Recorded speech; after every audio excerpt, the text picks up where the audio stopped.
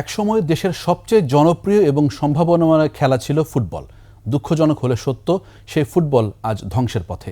এর নেপথ্যে কাজী সালাউদ্দিন। তার বিরুদ্ধে কয়েক ডজন দুর্নীতির অভিযোগ থাকলেও কোনো এক অদৃশ্য ক্ষমতার জোরে আঁকড়ে ধরেন সভাপতির চেয়ার। দেশের ফুটবলের স্বার্থে এখনই সালাউদ্দিনকে অপসারণের জোর দাবি ফুটবল সমর্থকদের। বাফুফের সামনে আজও মানববন্ধন করেছেন তারা।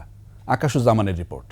একমাত্র ওয়ালটন এসি দিচ্ছে 1 বছরের রিপ্লেসমেন্ট গ্যারান্টি।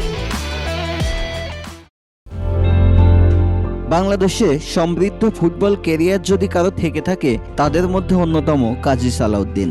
ব্যক্তিগত ক্যারিয়ার যেভাবে আলোকিত করেছিলেন, ঠিক তেমনি আলোকিত করার প্রতিশ্রুতি দিয়ে বসেছিলেন বাংলাদেশ ফুটবল ফেডারেশনের সভাপতির চেয়ারে।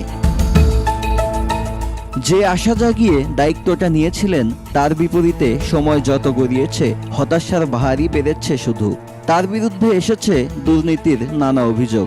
সেই দুর্নীতির তদন্তে নেমেছিল দুদক। কোনো এক অদৃশ্য ক্ষমতার জোরে সালাউদ্দিনের দুর্নীতির নথি হারিয়ে যায় অতল গহ্বরে। যতবারই ফুটবলের দুরবস্থার প্রশ্ন করা হয়েছিল তাকে, উত্তর একটাই, টাকা নেই। আমি তো অ্যাপিয়ারেন্স করতে গেলে আমার 70 থেকে 80 লক্ষ টাকা লাগে। আমার দ্বারা তো সম্ভব না রাস্তার থেকে টাকা কুড়ায় এনে যতগুলা পারি খেলি।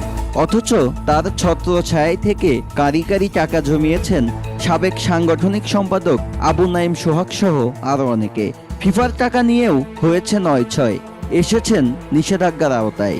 ফুটবল নেমেছে আরো নিচে। ফুটবলারদের পাওনা টাকা দিতেও ঝামেলা বাঁধিয়েছে সালাউদ্দিনের ম্যানেজমেন্ট। অর্থ সংকট দেখিয়ে দিনের পর দিন বন্ধ হয়েছে 2য় বিভাগ, 3য় বিভাগ ও জেলা ফুটবল লীগ। সেই সাথে থমকে গেছে ভালো ফুটবলার গড়ে ওঠার সব পথ। কিন্তু টিকে গেছেন সালাউদ্দিন।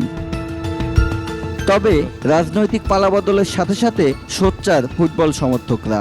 সালাউদ্দিনের পদত্যাগের দাবিতে হচ্ছে একের পর এক বিক্ষোভ।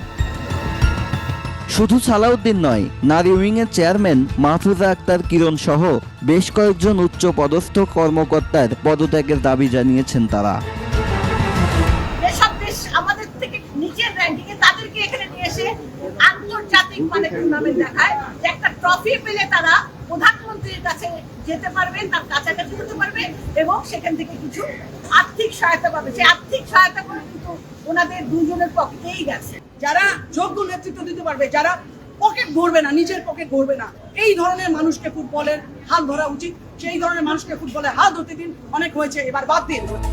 মানববন্ধনে ছিলেন সাবেক নারী ফুটবলাররাও।